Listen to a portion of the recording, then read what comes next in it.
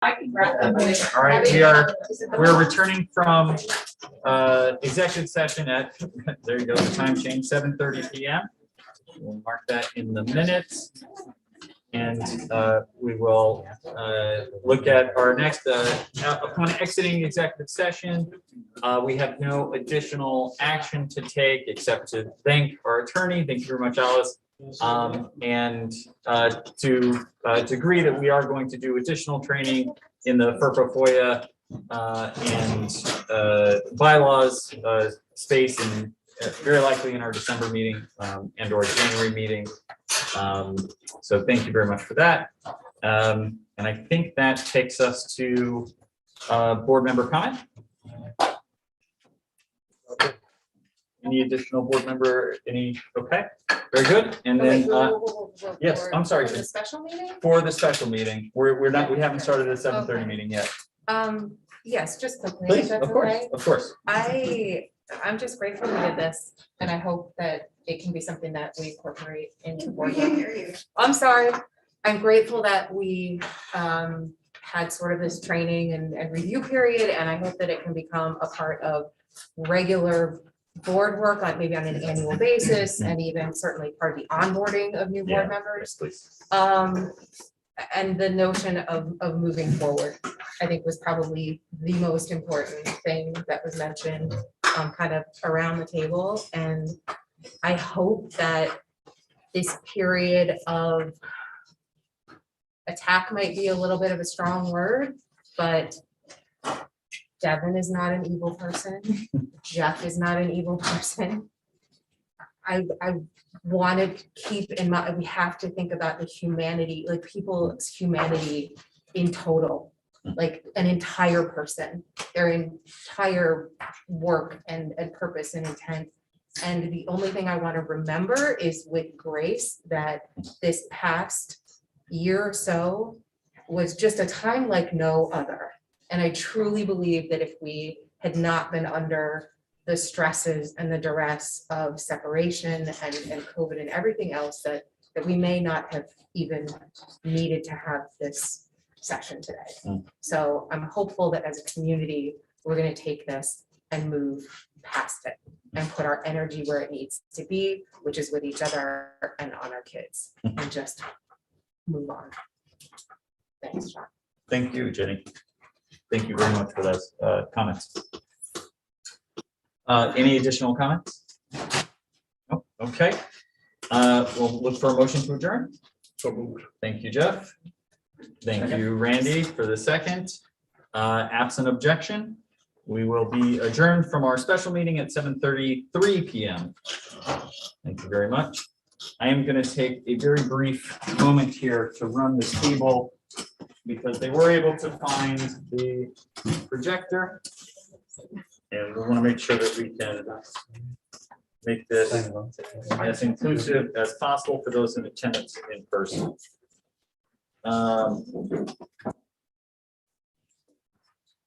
Apparently the projector was hiding on the stage. So I hope that the drama club was doing something good with it.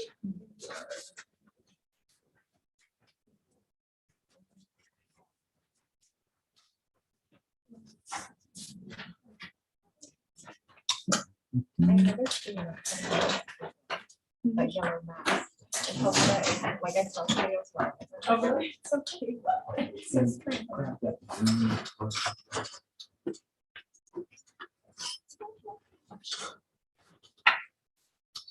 Perfect.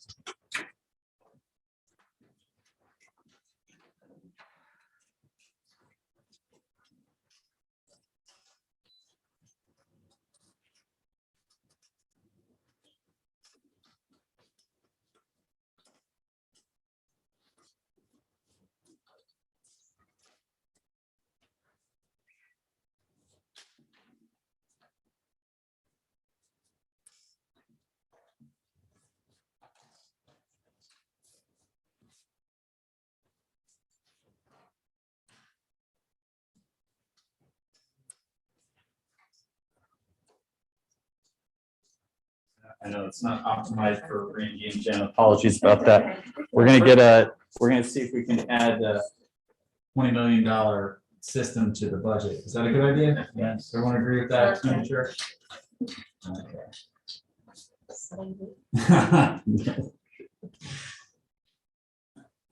think that will work for now.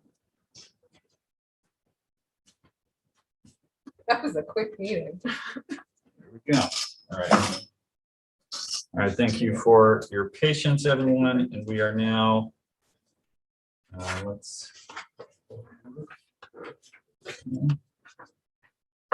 Very good. We'll call to order this regular meeting of the Easton Board of Education at 7:35 p.m. on November 9th, 2021. Please note, masks are required in the school building, so if everyone can please make sure that they're wearing a mask, it'll be much appreciated. We're continuing to ask that our children wear the mask. We want to make sure that we're setting the example inside of the school buildings. Our regular meeting tonight, we'll start with the consent agenda, which will cover the approval of minutes. We'll move. Can you speak a little bit louder because it's hard with the mask? I will do my best to project to go to the back row, Thank you. and I will use jazz hands throughout as well. So we're going to do the consent agenda where we'll cover the approval of minutes. We'll do public comment, board member comment. We'll get reports from the administration, and then we'll jump into 2 items in the discussion and possible action line, where we'll cover the budget process that we intend to use, and we'll discuss whether or not that's what we want to do this year. And then we'll hit on the district and school goals frameworks. All right, so we'll start with the consent agenda. I'll read this line and hope that someone will make this motion. The chair will entertain a motion. The minutes for the October 12th, 2021 Easton Board of Education regular meeting and the October 28th, 2021 Easton Reading Region 9 Joint Boards of Education special meeting were distributed for review to the board at 8:37 a.m. on November 8th, 2021. At this time, the chair will seek any and all corrections. Any corrections to the meeting minutes? Yeah, on the tri-board meeting, I Yes. just put the note taker didn't capture my comments, so rather than Okay. read them again, I'll submit them to the secretary. Very good. Do we want to read those? I think. Sure. I can read them in? Go right ahead. Okay, I'll read them in. An Easton board member called Easton residents who are opposed to anti-racism DEI work openly racist, a hateful and defamatory comment that roughly 1/3 of the tri-board contingent are members of this same Facebook group. Since no one pushed back on the comment, I question how those same people can keep their social agenda out of the work of DOE, which is focused on all kids, all parents, and all residents. So that will be amended to the agenda, barring objection. Okay, any additional edits, changes to the agenda from the board? Or sorry, not the agenda, the meeting minutes from either meeting. Hearing none, if there are no additional corrections to be offered, absent objection, the consent agenda is considered approved as presented and amended. Very good. We'll move to public comment. Please make sure to state your full name, street, and town. Please limit comments to 3 minutes. Focus on Easton's educational interest. Please do not target individual district personnel, and please express your comments in a civil manner. Yes. Amaneski, White Glory Drive.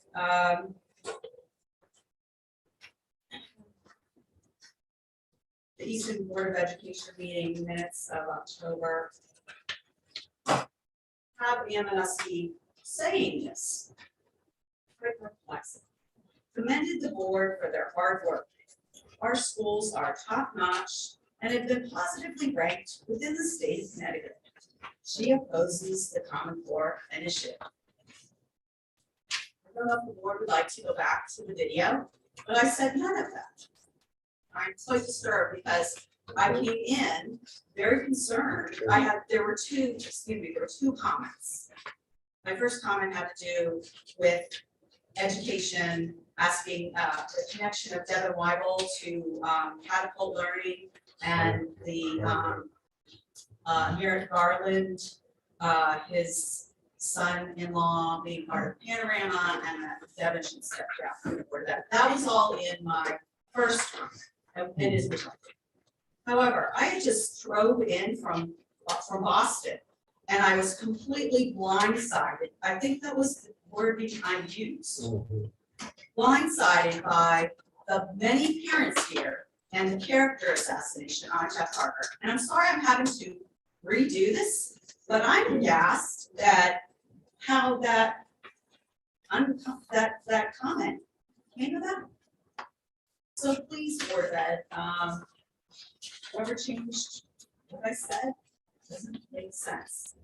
And I stand by asking Devin Little to step down. On Facebook, we exchanged some emails or some comments where she said that the Democrat Town Committee did know that she was working for Practical Learning, which is selling SEL. I don't know about you, and again, everybody knows my kids aren't in the schools here now. That's not education. That's social emotional training. Teaching kids what to think. All our children should be treated properly by getting reading, writing, and arithmetic. And this is a national issue. Another point that wasn't me that was in my comment that night was the fact that what's going on in Loudoun County, Virginia, which maybe you know about Loudoun County, Virginia, maybe you don't. We need to get back to really educating our kids, and many people know that I've been standing up here for 10 years. I've filed moratoriums to keep the sex ed out in 2017 or 18. We still have it. They're sexually molesting our children in schools. Shake your head all you want, John. It doesn't matter because the public does know, as much as we are gaslighted, it's happening. So I would like the change to happen. Your children do not belong to the state. They're our children. And things need to change. Thank you. Any additional public comment? Yes. Hi, Rocky Sullivan. This is me. I've observed many of the people that are in this room right now, and we probably got the attacks everywhere, and heard conversations on Facebook about that. I'm sorry, you're not allowed to talk about me. You're supposed to be talking to more that. The conversation I saw about that, she was corrected that the company that Devin works for does zero business with our school district. It has no business at all, so there was zero conflict of interest. A certain person, which will go nameless, seems to have got that part of the dialogue. There's people that are very upset because a lot of people who oppose the EI training and all this other stuff and the critical race theory, you know, they never come here and complain about STEM, technology, or anything else. They only come for one thing, for the social and racial issues. And if that's the only thing you're upset about, then you may be racist. I'm sorry to say the other way. And as far as the last election we just had, the Republican Party put out a mailer. On one side of it, it had a picture of the rainbow flag, how that was a bad thing. On the other side, it had a statement how they were basically bragging how they drove out the woke superintendent. To me, that was dog whistle, and yes, that was racist. There is an issue. Some of the people here need to look at themselves. Thank you. If I can second comment. Are there, is there any additional? Yes, please. Hi, I'm Ms. Devon, 99 Black Rock. DEI does have to be here in this very school.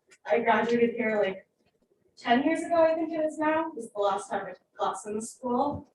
If you go back to some meetings of the summer, you'll hear my brother and I talk about some very hard topics.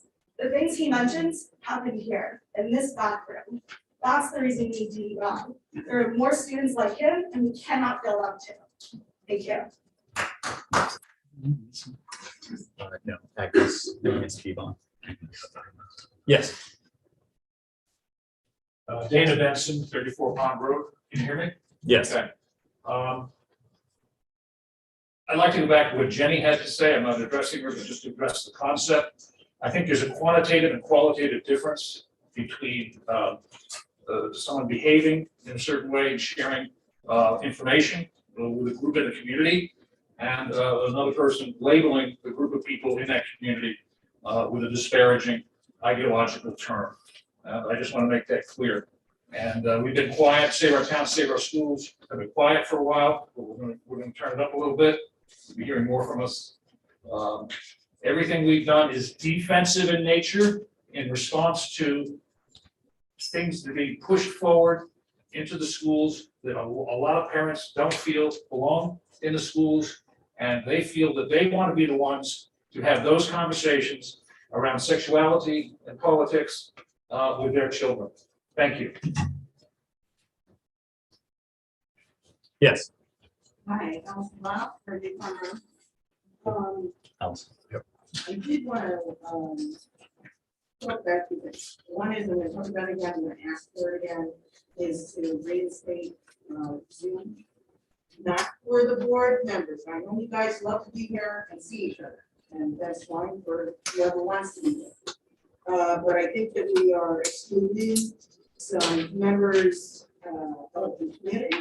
Those that are maybe single parents that don't have babysitters, those that work a night shift, etc. So for parents to be engaged and the community to be engaged, I just requested, at least for public comment, that we can do that. We have a technology person that we deployed now, and we should be moving forward on that, on those things. My other item is, I know Dr. Flash here is going to have an evening coffee, so I thank you for that. I think it's 8 p.m. I might be able to make it. We might be home by then. So great, I appreciate it. However, it's always not balanced. It's, 2 to 1. More during the day than the evening. But I appreciate the gesture nonetheless. Same thing with the math presentation, which I think is great. It actually allows people to have a discussion. It's a question and answer. It's what I've been begging for. However, it's on Thursday in the middle of the day, and it happens to be a holiday for some people. So I'm lucky I'm able to join, but a lot of us may not, and that's what we need more of, a discussion. So I thank you. The other thing, I know that you started the Google emails, which I think is great. It serves it up to us. However, it's the same information that's on Google Classroom, as I understand it. So, while I thank you for the convenience, we still need more information. The other thing is just overall is, are we getting our kids ready for high school? My kid comes home again, the 3rd year in a row, no homework. Whatever they don't finish in class is the homework. The kid finished the homework, they go to classwork, there's no homework. There's no long-term projects. There's no teaching them to then go home and work on these things. So I would like to ask, I'm asking for something of that nature to be instilled in 8th grade, so we get these kids ready for 9th grade. Now, if it's gonna be like this in 9th grade, I'm disappointed already, so I'll start to attend those board meetings, I guess. And I know I'm way over, but I think those are my main items. Also, I heard a lot of board members talk about STEM, technology, getting ready for tomorrow. We talk about it, but we never make any progress. So can we please also put that on something to try to move forward? Thank you. Thank you. Yes. Lee Pietro, 48 Silly Drive. Just to echo Allison's comment too, I know we had one board member that was a little late for the early meeting because of issues. So Zoom, that's kind of the way of the world. I think you guys are a little lagging behind on that compared to other boards, but that'd be great. My actual comment though is not related to anything anyone else has said. My son is about to enter Staples Elementary School next year. Evaluation for special services has been difficult to work with. I know from watching the last meeting on Zoom that everything is up in terms of numbers and things like that. So it's very difficult, and the staff is a little possibly overworked, for lack of a better word. But I just wanted to say that multiple members of this Board of Education, as well as Region 9 Board of Education, have been great sounding boards across partisan lines for my concerns with ideas to help things, Devin and Jeff, across partisan lines. So thank you to those of you that have done that, and thank you to all of you for actually putting our kids first. when it comes to everything that's happened up to today and past Tuesday, whatever happened in your executive session happened in your executive session, but hopefully, when we politicize things like this, our kids are the ones who lose, because they are the ones who rely on you all to be the voice of reason and the voice to kind of move our town forward. And Dr. McKinnon is the superintendent as well. So, if we can move past that, admit that nobody's evil, but everybody may have their flaws, and work past them and try to make sure that our kids come first, then we'll, thank you. Thank you. State one more thing, I'm sorry. Sure. Allison Black, thank you. Yeah. I'm sorry. No, go ahead. The other thing is public comment. You took away the other one because I think, or other opportunity, because other districts don't do it. I did a little Google search. You came in Fairfield and Westport, you name it, you have at least 2 opportunities to discuss things. If you're not gonna give it back, which actually cuts public comment, parents' input in half, and you really don't have other avenues to tell you about our feelings, then I suggest maybe moving it down, because what are we commenting on? A vague agenda where you could actually be going over some of the data where you don't always get the backup, so we're wasting everybody's time. So maybe you move public comment after some of these agenda items before you actually vote or take action. Thank you. Right, that will take us to board member comment. Oops, sorry. Okay, yes. Beverly J.C. Reading Road. I just want to finish my comment that I made earlier about board members making disparaging comments about local citizens, which I will be following up with you, John. I will send you a communication, and I hope that it will be pursued. The other point though that I want to make, last year, this board has spent an awful lot of time addressing non-academic concerns. And a lot of focus has been in public education on cancer culture, social, emotional learning, sex ed, DEI, a lot of non-academic diversions. I saw this happening when my children were here, and I 6th grade, started transferring them out. It was the best decision my husband and I ever made, and they're now adults, and there was no turning back, and they spent this long time. But it keeps me in the fight for all the other kids in this room and for your kids, because state education is lacking, sorely lacking in academic focus. And these kids need the academic focus, and we need to shift gears back to academics. It's critical. Unfortunately, state mandates tie your hands a lot. You guys don't really have that much power and influence over what's happening in the classroom, but we as a community can push the needle. And that's something we all need to do. We need to stop disagreeing on elements that are non-essential to our children's development and get back to core curriculum and the requisite skills that they need to be fully functioning adults. Granted, yes, people can argue the social emotional component till the cows come home. But if they can't do basics, they don't know how to do critical thinking, they don't know how to do problem solving, and they don't have those tools, nothing works. And we need to be very concerned about that. I'm right with you, Jenny. It's time to shift gears and get back on track to giving these children what they're going to need to be able to function in our society. We can barely function as it is today. There's so much coming at us. What our children will face, I can't imagine. But that's our job. And it's the job. I come forward because when my children were here, parents were afraid to come forward because they didn't want to see their children fall victim to the outspoken parents. Well, my kids aren't here now, so I can be an outspoken parent and say to you guys, we all need to work together to bring these children back to where they need to go. They already lost a year. It's very serious. And I'm hoping all of you will address that. I welcome our new superintendent, I think you're taking things in a different direction.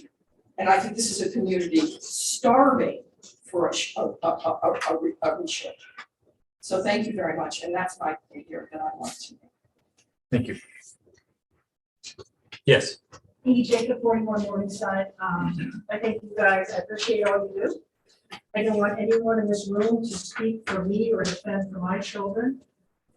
I am part of our schools don't need saving, nor do our towns, so you'll be hearing more from us. We're a quiet group, but we're big. We support you guys. You're Republicans, you're Democrats, you've worked together since day one. We've never shown each other anything but respect. We've always had our kids as the #1 focus. And one of the challenges I think you had in the past year is focusing on education because you're focused on a lot of other things that are preventing you from focusing on education. If you get my drift. And so hopefully this will all calm down so you can focus on education and focus on what's important.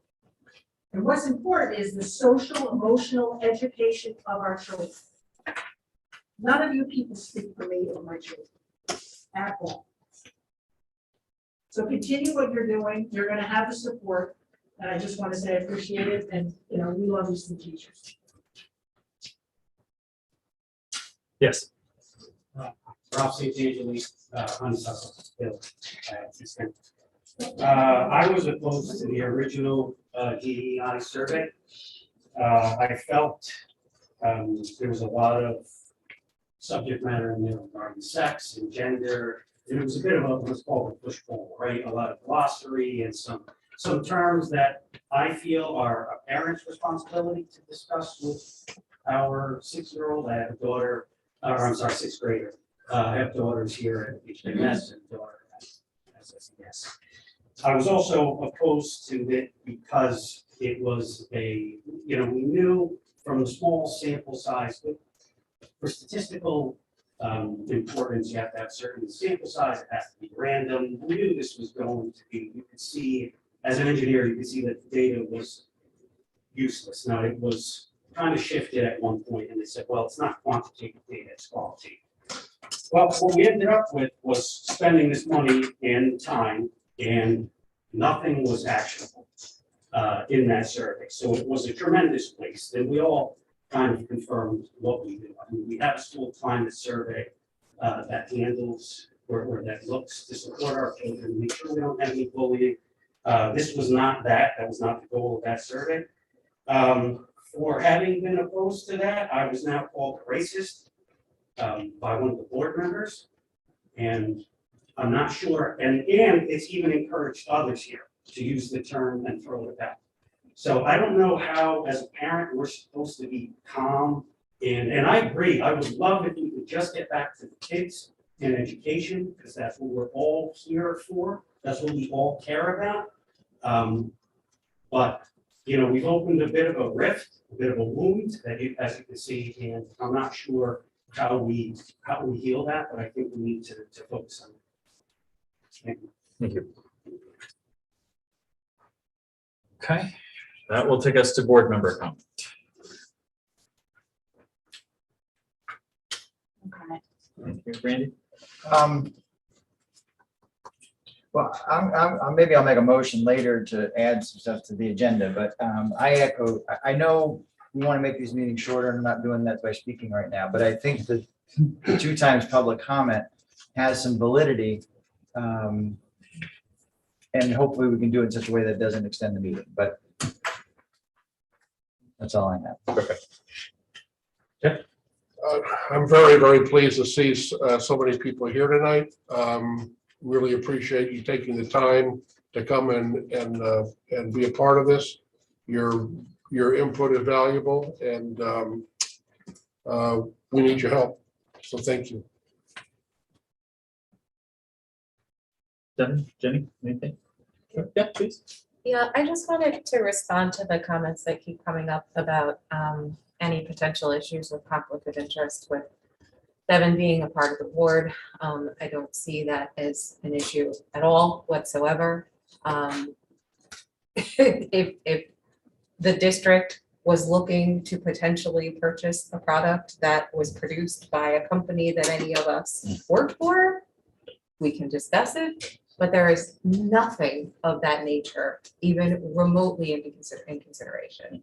The little I know of Devin's company that she works for, most of the products and districts that they work with are urban districts, parochial districts. It just has absolutely nothing to do with ER9. And I think her employment and experience with the people that she works for makes her a valuable board member, completely the opposite of the complaints that we've heard. So just would like to put that to rest. Devin, any comment? I would like to make a comment. I think about a little over 8 months ago, I posted something on a Facebook page, a private page. It was an emotional comment that was made in February when there was a lot of heated discussion happening in our community in January and February. At the same time, I was also having very open discussions with many folks in this room on Facebook about comments that were happening in board meetings, comments that were happening on social media that I found really disturbing and that many crossed a line. In that emotional Facebook post that I made, I was talking about, if you go back to January and February and listen to some of the meetings or read different articles or different letters and things, I think for many in our community, they were really disturbing and very upsetting. I've got friends in this community who have, children who do not feel safe in our schools, who do not feel safe in this community. And I think, and I'm sad that my comments are being used or taken out of context from a time when in our community there was a lot of strife, a lot of anger, a lot of frustration, to now be even more divisive now and being kind of put in a context that I was talking about an entire group of people and I was not. I've reached out to some folks, neighbors, I've reached out, I had breakfast with some folks I guess last week, to apologize because I wasn't talking about them and I'm friends with them and they opposed the survey. And it wasn't just an opposition to a survey, there were things, much bigger things that were being said. And I would encourage folks with what we know now to go back and listen. I've listened to some of those meetings and really to reflect on as a community, I think it's important that we have discussions and conversations. We are not always going to agree, but we can come to consensus and move together in the best interest of our community and the best interest of our kids. And I'm definitely not perfect. I work really hard for this town, for this community. I have kids in our schools, and I will continue to do that and serve on this board as honorably as I possibly can in the best interest of all of our kids to make sure that we have a safe school community and a safe community so that every single one of our kids can come to school and feel seen and represented.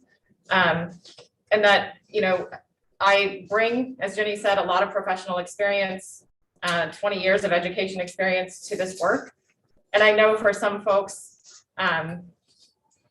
they like to poke at the work that I do. I'm very proud of the work that I do professionally, where I work with mostly federally funded programs to serve kids that don't have the amazing resources and schools and teachers that we have in our community. So I'm grateful for the work that I can do professionally and hopefully for some of the expertise that I can bring here and impact our schools in a positive way. So thank you.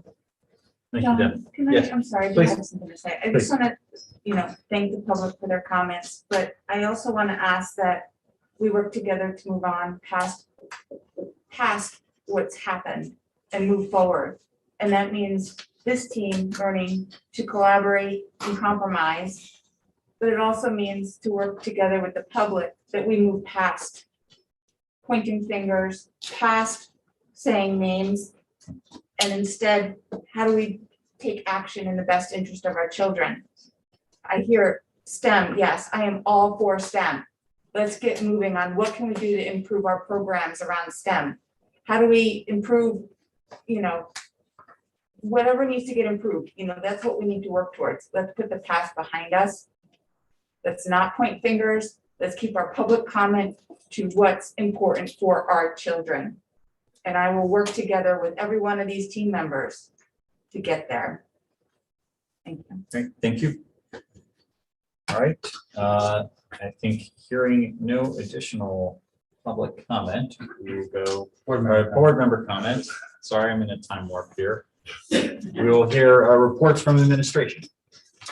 Well, thank you. We're going to start with the principals today, this evening. Unfortunately, Kim could not be here. Her report is in the board member packet.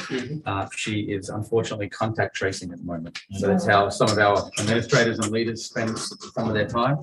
And so instead, I'd like to turn it over to Dr. Clark. Yeah, good evening, thank you. My best Dr. Kim is, of course. It's been a great last month since I last see you, and some great reports here to share.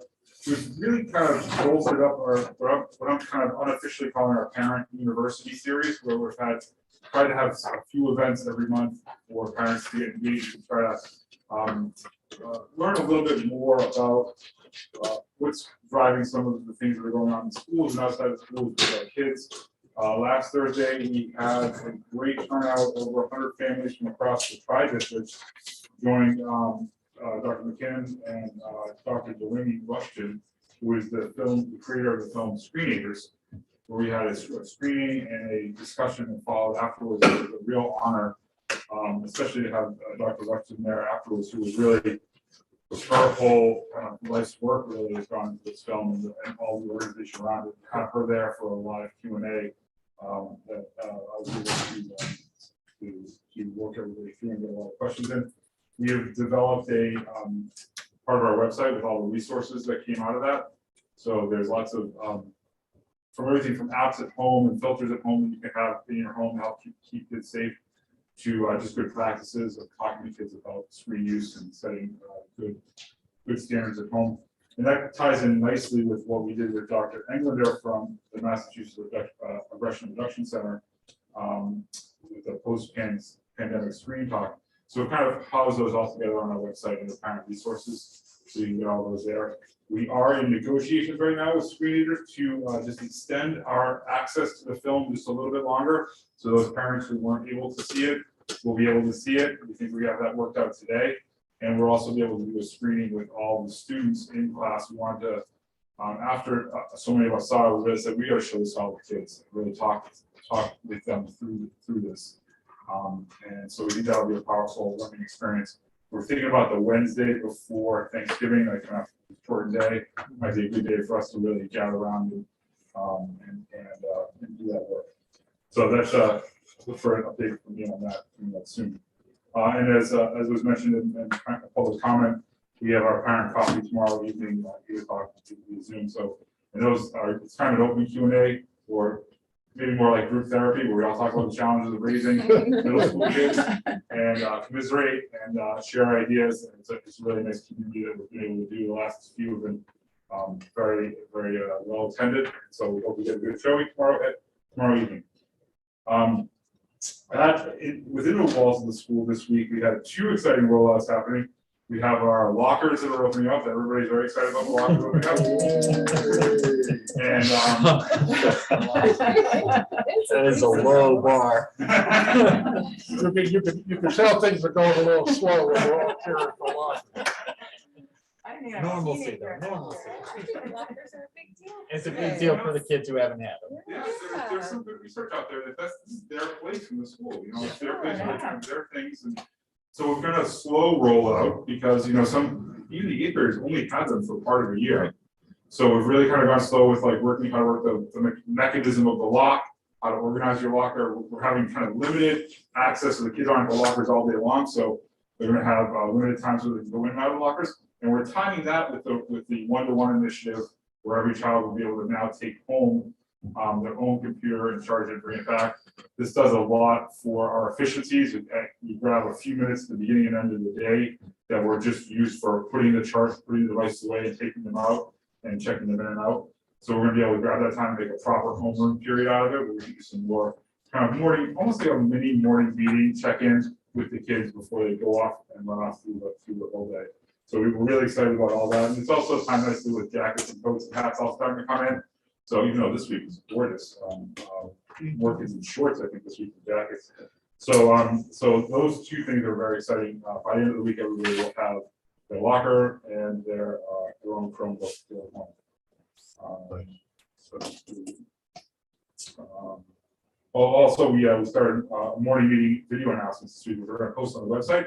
So there's been some requests for, can we see what the announcements are every day? So we have these new video announcements. Mrs. Gail, who's our media specialist, is helping facilitate that. She's meeting with kids either during lunch or during part of their ELT to read those videos. So that's gonna be fun.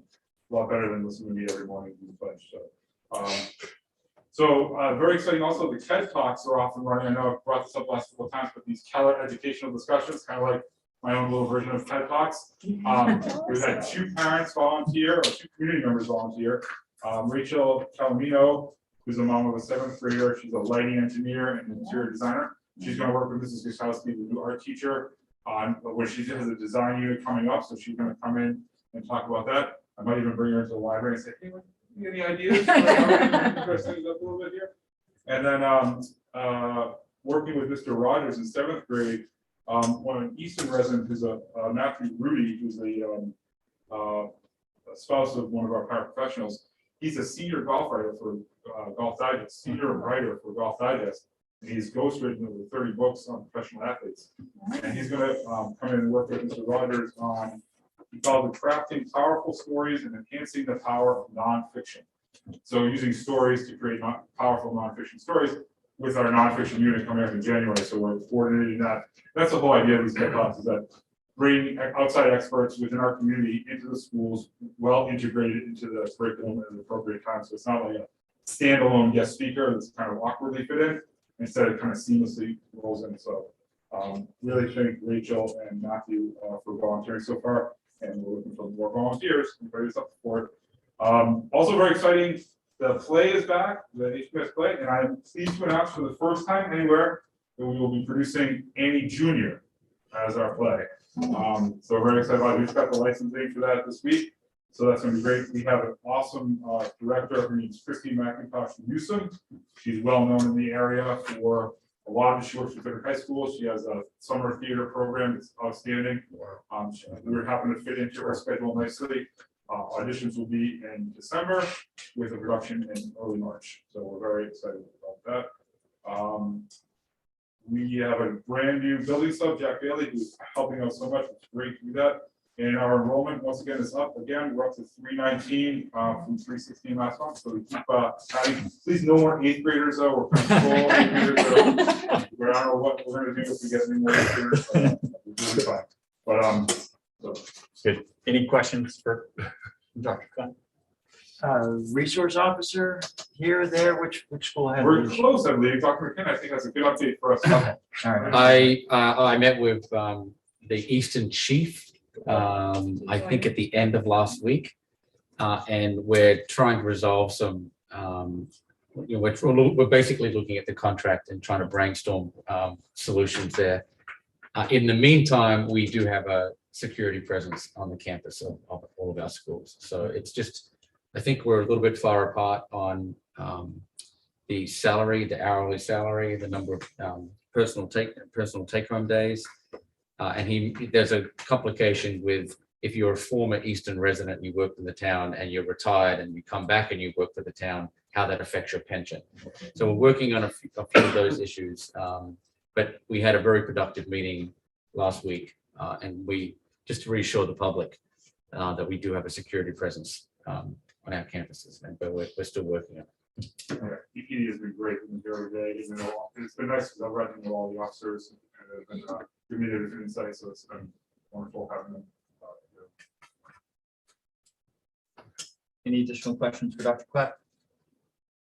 Thanks for all your parent outreach. Yeah. That's great. I don't have a middle schooler, but I'm looking forward to it when she gets there. The greatest untapped resource school systems have are parents. So there's a lot out there. So that's great. I also love the TED Talks. That's really cute. Good job. That'll be good. So we'll record those two and we'll create an archive of those so people will be able to tap into them and see them as they roll out. So it's not like it takes a whole day to be best friend speaker anymore. You can do one, we can record it. Quick. Yeah, please go ahead. In talking about the security issues, I mean, obviously we want to know that our kids are safe and that there's a presence here at school, but I definitely don't want us to lose sight of the original intent of having a resource officer here, which was somebody who was integrated into the schools and talking to the kids and was really a part of the school community.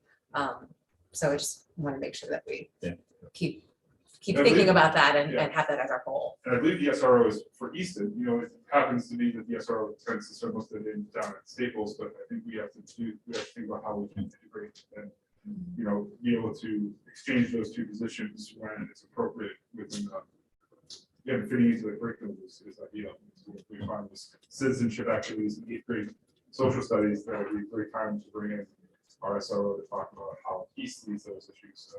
In his book. When we met last month, we talked a little bit about the beginning of intervention. Can you just talk a little bit about how you think students are adjusting academically, how they're moving into like their intervention teams and how that work is going? And are you seeing, based on just like math data from, you know, was a little, I don't want to say concerning, but there had been some, you know, disruption because of COVID and some dips. Like, how are you feeling academically with kids adjusting, and then just with intervention starting, how are you feeling? And then I think too, just enrichment for kids that maybe COVID wasn't that much of an impact academically, how are we supporting their enrichment needs?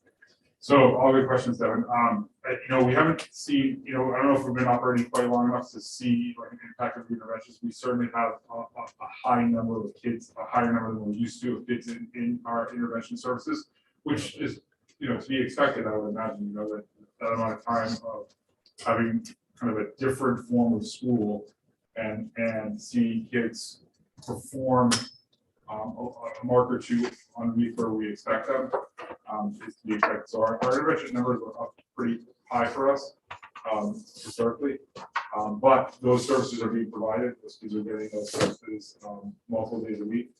And we've been able to extend some some additional programs for other kids who are exhibiting more executive functioning stuff, having trouble kind of managing their materials and their kind of, so we're not able to layer that on as well.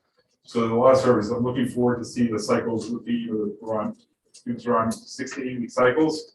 So to see those go through. So we've only really been through one cycle. We're just hitting our kind of into a second cycle now. So we'll start to see those progress monitoring. But the kids who are in there are at least treading water, if not making better, which is good. So we don't want anybody falling further behind, right? But we do see some kids making some gains. We exited a couple of kids in the last cycle, so that was good. Great. Which is the whole point. Come in and get their services, they go. So. Steve, Yes. now that you've been on the job for the last 3 or 4 months, do you have what you need? So that lottery ticket. No, that's for me. I'm talking about you. No, you know, Jeff, it's a great question, and you know, as I go through my first budget cycle, I think I'll know better after going through that of what I actually need. I look down the road at our English language learners who are coming up, and I wonder how we're going to service a high number of those, especially if that demographic continues to increase in this area. Yep. I think that we'll need some more support in that area and some more expertise, really. We did a training for teachers on our PD day on that. We'll certainly adds a nice layer of universal instruction for all teachers and what they should be doing in their classrooms when they have a new student comes in who doesn't speak English. But in terms of increasing that child literacy in both their, and we know the best practice is to increase their literacy in both their home language and English, because the worst thing we can create is a bilingual illiterate student. And really by increasing their home literacy, we know that that corresponds to their English literacy. So we need expertise to do that, and that's not something we have people who are doing that work and they're excellent at it. But if we get our numbers get up at the, you know, dozens to 20s, 25, we get to that 10% number, it's going to be hard to. So that's something I think we have to look at. Thank you. And the town's been super supportive of all the grounds work we've been doing. Parks and Recs has done a great job of cleaning up some stuff that we need. So. Two quick questions for me. So when we met last month and talked about so what we were learning from the data in the assessments, it looked as though in terms of mathematics, it was less a function of conceptual lack of understanding and more a function of the sort of computational side of things. Are we doing anything sort of specifically to address that? Because I think that's a sort of a special circumstance after COVID, not something that we generally see. So are we doing anything to really sort of focus on that without boring the heck out of the kids? Sure. Well, you know, the best example I can think of that, John, is in 6th grade, we teach the kids how to calculate volume. Yeah. And it's pretty simple thing that needs to be taught, but it needs to be taught because we see our kids who were not taught that because either the pandemic or because they were in the advanced class that didn't really have that full year of sixth grade math, that they scored lower on volume, which is something they should be knocking out of the park. So there's some discrete things that I absolutely need direct instruction on, no matter how strong the children are. So identifying that and addressing those in the other classes where we can spiral back where that's possible. I think it's a good example. That's what we've been able to identify a few of those kind of power standards that we know we have to kind of keep continuing to hit, and we can spiral back on those things if they come up in other areas. So that's going to be the approach, and that's what we found we work the best. Yeah. And then for kids who just have a big gap, that's where the intervention. I'm particularly concerned about the, sort of engagement overall and kids checking out of the process because they do need to go focus on some of the basic, some of the basics, and that's not necessarily the funnest part of this stuff. So I'm concerned about it, and I'm sure that you're also focusing on And I think a lot of the ways we went to school was we learned the skills, skill development, and then you get to do a really fun project and you apply it all in some really fun way. We're talking a lot about how can we flip that around, right? And start with a really fun, engaging project, and Yes, then please. where the skills are needed, to fill those in. Cool, that's great. And then briefly, you mentioned one-to-one, which I think is very exciting. I think meets sort of where we need to go. Are you thinking about, from a budget standpoint, the refresh side of that equation? Yeah, that's Style is our technology. He already has a whole inventory of the ones that are going to be on. I think in an ideal situation, you would say these devices are about a 5-year lifespan. So if you thought about fifth graders getting their own, that would last them kind of through the middle school years. That is one way to kind of, if you were starting from scratch, that would be kind of a good way to go. We're not starting from scratch, obviously, but I think that's a good way to kind of conceptually think about how we roll those out. But yeah, Tom's going to present a nice plan for refreshing. It's much like the smart boards as they start to age out, and then replace those. That's going to be part of having those devices as well. Great. Thank you. All right. Good. Yeah, Jenny. Can I piggyback? on Please. that? See, I just want to, I don't have children in the middle school at this point. Have been in the classroom for a long time, and I actually have concerns in the opposite. Like, I am far less excited when I hear about one-to-one initiatives, because I've seen the shift in the classroom. The kids are so heavily involved in their devices, and I'm not talking about cell phones. I'm not talking about phones and social media. I'm talking about the shift of lessons being less by hand, less tactile, more in the screen, more abstract, more distant from them because it's all through the device and it's through Google Classroom and other platforms. And when I was working in the science department in New Canaan, we as teachers saw a pretty significant decrease in skills and expression and communication once kids did have computers in their hands all the time. And the delivery, we actually pulled back. We purposely, as a group, decided to pull back and not disseminate so many things through those platforms because we were concerned. We were concerned about reading level. We were concerned about extracting information, working with data, drawing conclusions. All the things we wanted kids to do, we were seeing a decline when they were doing so much of it on the computer.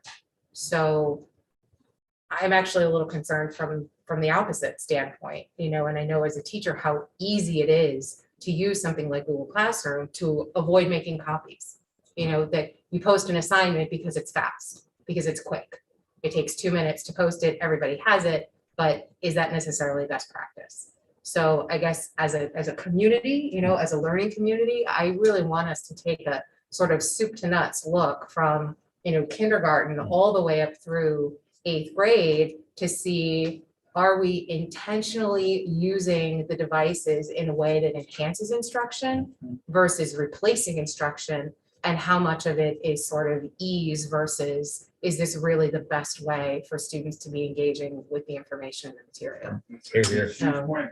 And, you know, you're not the only one who's concerned about this. For a lot of, you know, we got a lot of messages, you know, this week about some concern and questions about it. Not ironic at all that we were doing screen readers. Any other devices to everybody. You know, I think a great way to think about this, Betty, is you look at the SAMR module. I know you know that SAMR is an acronym. It stands for how we transition from kind of some traditional ways of learning to using screens to help that. And if we're just substituting a worksheet for a digital worksheet, that's not good. But if we're able to kind of create new experiences, so in science class, you can do a lab with chemicals that you couldn't have in school, but you can actually run that simulator in a virtual setting and be able to experience that you wouldn't be able to do. It would be too dangerous to do with kids. That you can really create an enriching experience. So it's about being intentional. Yeah, I think that we've been kind of on the train left the station a couple of years ago. Reading got all their devices out, and everybody around us got one-to-ones. And so we've been kind of running to catch up to the train. And now we're caught up, and we're like, "Is this the right train? Are we on the right train?" So, you know, that's what we're trying to be catch up. I think 8th grade is pulling back a lot from that. You know, we saw even with the PSATs, we pulled the kids, and they would rather take the paper pencil test, type of version of that. And we've seen them perform better on the paper pencil tests than they have on some of the screen tests. So, I think we're equally concerned. We don't want to push it too far, but we also don't want our kids not to have the experiences and opportunities to grab that. So yeah, just putting stuff on Google Classroom is not the answer. It's not, hopefully it's not the solution to the problem that we have right now. But we certainly want to have kids have the opportunity to learn how to manage those devices, how to use this as a planner. You know, kind of moved away from the paper pencil planners and using how to use Google Classroom, how to manage email with some executive functioning that's a little bit kind of 2.0 from what the executive functioning that we had even a few years ago. So there's a lot that's underlying all of this. That's not just instruction, because there's nothing better to me when I see a group of kids in the morning during SSR holding dead trees in their hands and really engaged in those books rather than looking at the screen. So I think it's a good balance of both and being intentional with how we're using it. Our students, so maybe I'm getting too much into the weeds here, and I can just maybe make it a coffee appointment on my own some other time, but are students also being encouraged to use that paper and pencil planner if that is in fact what works for them? We used to provide them. We used to buy those, provide them, and we haven't done that in a couple of years. We've been trying to teach them how to use Google Classroom. So, but sometimes for like a long-term project, when we do have long-term project, we will print out a copy of like a month-long calendar to teach them how to plan out that, because there is some tactile aspect of looking at a whole month. Well, well, you can find research to support anything, but it doesn't necessarily support doing it in a digital fashion is not necessarily best for kids at this Right. age and not necessarily accessible for all kids. And we're still trying to figure out what all the best practices are. Right. And I don't want us to promote one over another. If that's the experience they're having in school, they're gonna get the message, this is the best thing to do. My biggest concern with equity really is like, if we were gonna assign anything as a digital homework assignment, then everybody has to have access to it. There's just too many families that didn't have enough computers in the home or any computers in the home where they could do that became a tough one. So there are some great digital home assignments for kids to work on at home. So that was kind of for me, that was the one that tipped me over. I'm gonna keep asking these questions, Some of them not are- tonight, but. some of them keep are- asking I'm them. sure I'll get a lot of these as well. So thanks. Good question. All right. Thank you, Dr. Clapp. Thank you. Dr. Pearson, you go. Yeah. My report this evening is brief. So on the topic of math communication, we did record a presentation for elementary parents about the new math program, and then invited parents to participate in a Q&A, which we videotaped and posted to the curriculum website. We've done the same thing with the plan for middle school math. I invite parents, absolutely, if you are not available at that time, but you have a very specific question, by all means, email that question to the middle school math specialist, Amber Dunkerton, or to me, and we will be sure that question is answered. And certainly parents are always welcome to send us a note, and we could always set up a separate time to meet if the time that the presentation is planned for just doesn't work for him. So math communication. This year, we will be conducting a focused health curriculum review in December. We have a joint meeting of the Easton and Reading Board of Ed curriculum committees. We will be welcoming some new parents to join our committee. I've had a number of Easton parents come forward and express interest, which is terrific. So I hope to confirm our committee participants later this week. So when we get together in December, we will talk about the questions that are on people's mind, and we will conduct some type of a focused review of the Easton Health curriculum over the course of this year. As you know, the diversity, equity, inclusion survey and climate survey data sets were analyzed by an outside statistician. That presentation was done to the DEI task force a couple of weeks ago. I am waiting for some form of that presentation to post on the website, but I did share with board members the executive summary, and certainly once I have more information, we will share that. The DEI task force asked that statistician to do an additional analysis looking at the subgroups of the 2021 student climate survey. So the statistician has agreed to do that additional analysis. He's working on it now. He says it could take him up to a month to complete that analysis. And we've also asked Dr. Glass to attend a district climate committee meeting so that the climate committee can learn about his work as a statistician to improve their efforts in the annual climate survey. And one suggestion he offered to the DEI task force was to consider using a nationally normed climate survey, which has been validated and deemed reliable, and then add the mandated Connecticut questions. So we are required by the state of Connecticut to ask certain questions on the climate survey. And he said that that's a really common practice in other districts. You can add the mandated questions to the end.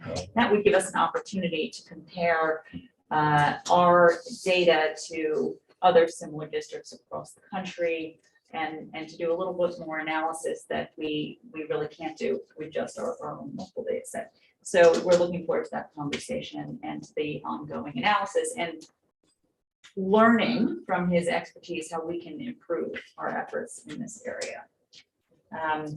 And finally, similar to the curriculum website, we will be publishing a climate website, which will be a place where parents, members of the community can find all of the relevant policies related to climate, harassment, bullying, bias, et cetera, as well as portals for reporting, so the forms for reporting, and also presentations. So for people who want to learn more about practices that are in place in our schools and see some of the presentations, we'll have that all in one place. We've heard from a number of people that it's sometimes awfully hard to find policies, hard to find the information. So we're not going to take it away from where it exists right now, which is in some cases deeply embedded on different school websites, but we're also going to place it on this one climate page, and hope that that really helps to be transparent and to make the information available to everyone. I had hoped that that would be ready to share this evening,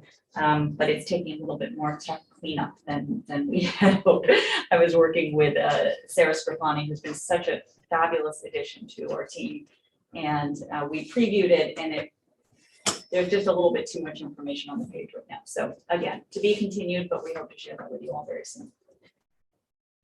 Thank you. Two quick questions. You mentioned a climate committee. There is a district climate committee. That's a longstanding committee. That's the committee I've talked about before that used to meet twice a year and now meets monthly. In addition to that, each school has a school climate committee. School climate committee includes staff, parents, and depending on the age, students. It's not a committee of the board. Right. It is not a committee of the board. We've got a bunch, and Dr. Yep. McKinnon wants more, We're but not I signing was just one. curious. Once less. And then I do want scope of the analysis. This is all part of what we sort of budgeted before. We budgeted back in April, May. Are we in line with what we budgeted as far as you can tell at this point, or we need more funds or? We don't need more funds. This was not the intended use of the money that was put in the budget, but it's certainly within the scope of the budget. So you might remember there's approximately $10,000 per school. And at this point, each district has spent about $1,000 and will probably spend another $1,000. So you are well within the operating budget. And it certainly appeared over the summer that this was a priority. So we are moving forward. Randy, the data that was presented by the gentleman that reviewed it, Dr. Glass, I mean, it was useful and it was wonderful, but we really felt like it just needed that next layer of kind of teasing out the responses correlated to, to different groups so that we can move forward with, we can really glean what's going on and what students might be at risk and sort of really get the story behind the responses, even though it wasn't a large response number. I think the task force just really wanted to kind of go deeper so that it'd be worthwhile that we did it. So let me just clarify though, he's going to do the additional analysis on the climate data. Right. So that's a good solid number. He's not going to do any further analysis on the DEI data because that is a very small, that's a very small end. So what he did say about the DEI data was that similar to some of the conversations we've had, that he couldn't really make many statistically he couldn't make statistical correlations with that information. But he said, when we are talking about a student's sense of safety, the number 1 is statistically significant. And that's from the point of view of someone who does this professionally. And I think that's a conversation we've had all along, right? We want all of our students to feel safe in our schools. Right, I mean, it's for another day. We already knew that from the climate survey. We already had numbers in the climate survey that spoke to more than 1, more than 10 that took the survey from this school. So, but that's for another day, because we need to talk about this, but we're not going to talk about it in this forum, but it needs to be discussed because just to spend all that time on a survey to have 10 respondents from Helen Keller is a huge missed opportunity, huge. So, but I'll save my comments for the next. Analysis on the DEI. He's focused on the climate survey data, which is a much more robust number. And rather than having anyone make inferences about what the responses might mean to a particular subgroup, he will actually dig into the individual responses so that we're sure that the statements that are being made are accurate and specific. So depending on what he finds, he will share that information with the leadership team, and depending on the numbers, we will bring back what we can bring back as long as it's not personally identified. I'm sorry, I misspoke, Stephanie. I didn't mean to cause more. No, not at all. I just wanted to clarify that his further analysis is really focused on. Right. That's what I heard from them. Yep. You too. Okay. Thank you. Any additional questions for Dr. Christensen? Okay, thank you, Stephanie. Yeah, so we have the budget object summary, and Mr. Scott Petrozelli. Hold that thought. I'm Scott Petrozelli. I'm the new Director of Finance and Operations. So I think it's fitting on my first meeting that I tell you the budget object summary that was attached is from last year, and that we were working on trying to close the year out, and I think I inadvertently handed it to our team members and they attached it, so I apologize. And if I had taken a tour of the schools, I might have seen a copier here because I do have the correct budget object summary in front of me. So really, the only thing I would point out there is one thing I'm going to look into. We have capital improvements that it looks like we spent $23,564 on a budget of $5,004. So that's really the only line item that I would call out that I would want to look into, and I will do that. So I do apologize. I will also, I have a pension committee meeting first thing tomorrow morning, and as soon as I get out of that, I will get the new report and the correct report to the board members. So and we can publish, I'm looking around, I don't know who the expert is. I'm pretty sure we can publish the revised document to the website for any members of the public who are looking for that information as well. My apologies. Yeah. Scott, I am really glad this is long. I've got to tell you, I read this today and I said, It's all over. I had 20 it's so funny. questions. I opened it up and I was like, You expended 99% of if it. I'm ever gonna ask for a mulligan, it's on my Oh, very no, first that's, I mean, meeting, it's so. fine. I'm just playing it wrong. Yeah. I'm just really playing it wrong. Correct. But Scott, is this reflecting our year end last year? It's a tool that we're using to close out Okay. last year. And I believe you guys have already, the board has already passed a motion for any unexpensed funds to be used up to, I think, 146,000 maybe. Unexpended funds, I yes, think It was 127. that's Okay, correct. thank you. And we, and I Just to think, show you that I am trying to get up to speed on Easton. and I think a part of that, and, you know, depending on what the timing looks like, we may want to do a special meeting to dive in on that, sort of understand how we ended up closing out. I think because we have been without Absolutely. a director, I think it might be, So, especially if in December, which is, you know, right around the corner, we're gonna start having conversations about the budget. I think we want to make sure we have a firm grasp on what happened last year. So thank you. Sure. Could you send out the new one? oh, absolutely. Okay. I gotta have a pension meeting, committee meeting, first thing in the morning and right after That's that, fine. Anytime tomorrow. let's get it out to them. Great, thank you. Anything else? How are you feeling about coming on board? Yeah. I know this is a new area for you, but we had full confidence that you have what it takes to Yeah. just dive into the details and get into the nitty gritty. No, thank you very much. And actually, Dr. McKinnon asked me that the other day and I said, I think I love it. So I'm looking forward to the That is a challenges warning and- sign.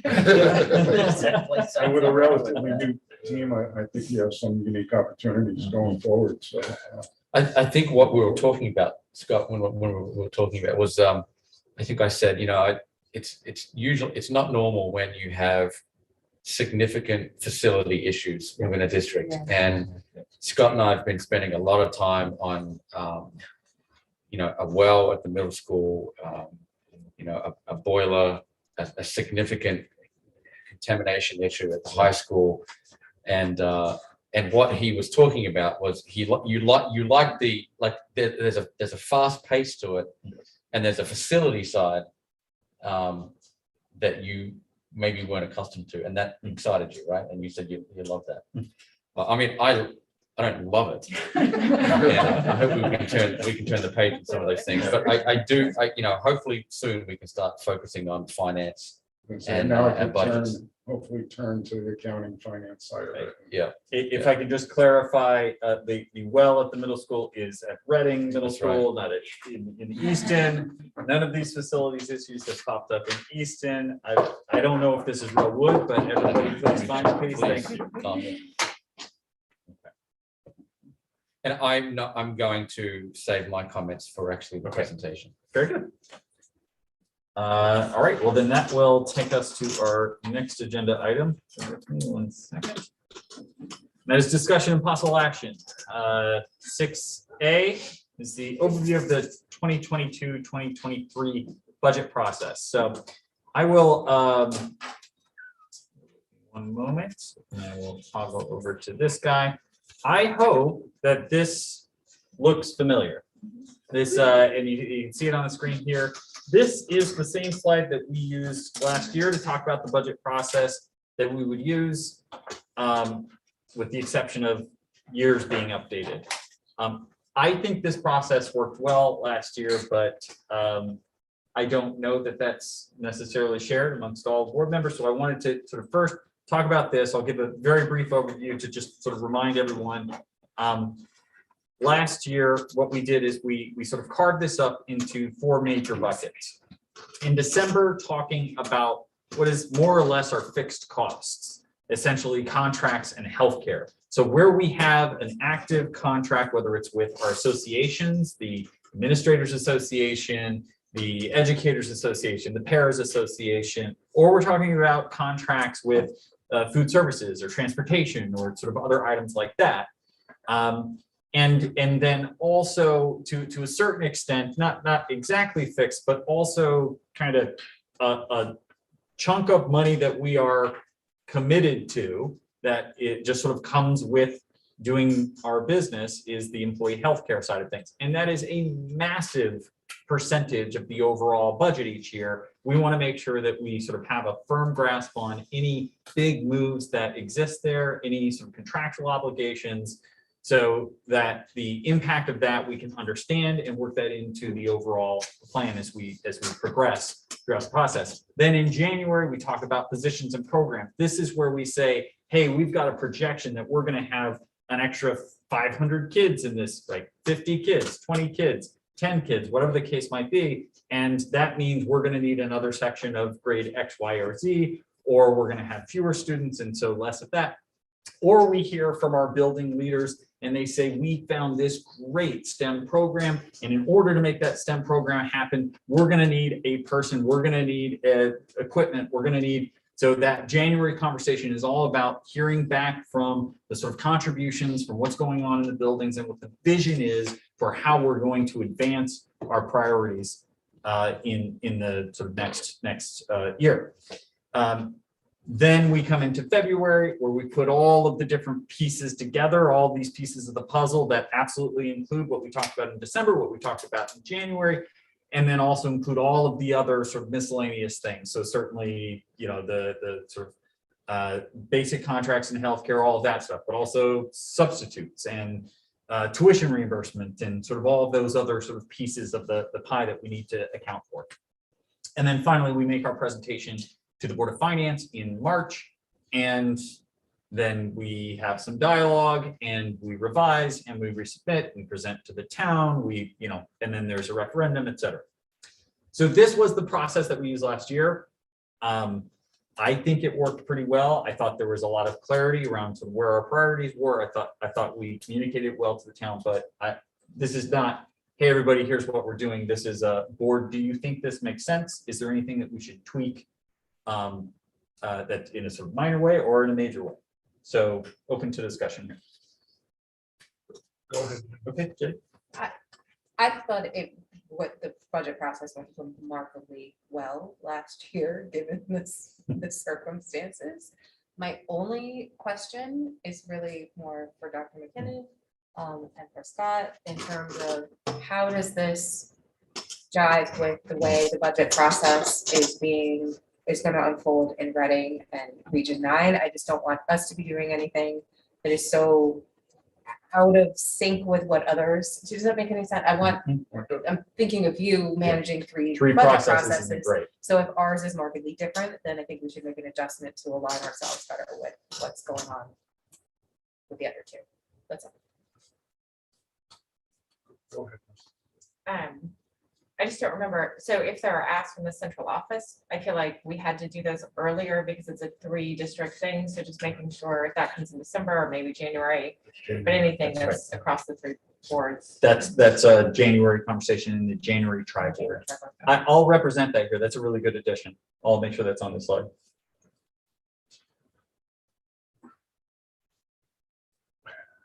It just escaped.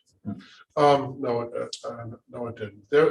There was a fair amount of money that came our way from grants from the federal side. And I'd like to know how well those are working out this year and what is the plan for them for next year. Because it's a 3-year deal and there's different monies that'll arrive during different years, and I just want to make sure that we're on top of that so that we can maximize its use. There were 2 rounds, right? If I'm remembering correctly, there were 2 rounds of, sort of A and B or 1 and 2, and the first was sort of I think it was 2020, 2021, and then the next was 2021, 2022. Do I have that right? You're off by 1 year. This Go back. is the first year There you go. that we're benefiting from it. That's right. It's 2023. But some of these go for 2 years and then they stop, and Yep. some go from the second year to the third year and they stop. And understanding that and making sure that we maximize its use is going to be important to us. Right. Well, in terms of the grants, I need to understand how the district used the funds over a 3-year time period. And I'm hoping that we did not supplant any operation costs with grant money that's going to create a hole next year or the year after or the year after. So, I'd have to look into Well, that. very little, very, Okay. we were cautious and thoughtful about that. Yeah. Yeah, that was definitely part of our. Okay, so that's great. And so if that's the case, then the grant money should be used to, target certain areas as a response to the pandemic. That's short term. Right. And if it was supplanting the budget or any operational costs, then that's something we need to know right away. Yeah. So hopefully, thank you very much for reassuring me. That's really important. Having said that, if you use those funds for an additional resource or a paraprofessional or an instructional aid, and that person is only in place, that position's only in place for the next 12 months or the next 24 months, and it's a critical need, then we have to budget for that long term in our operations. Right. So I'll definitely explore that.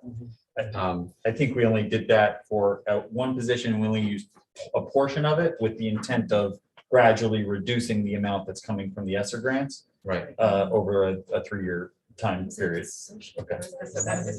I I think it was one of the Yeah, social and, workers. and, Right. and extracurricular was also part of that too. Right, with That's the right. same mindset. That's right. We didn't set up a cliff for you to. We That's great. tried very hard to So- avoid a cliff. I'm looking at the framework that you provided, and I agree with the budget. I agree with the steps.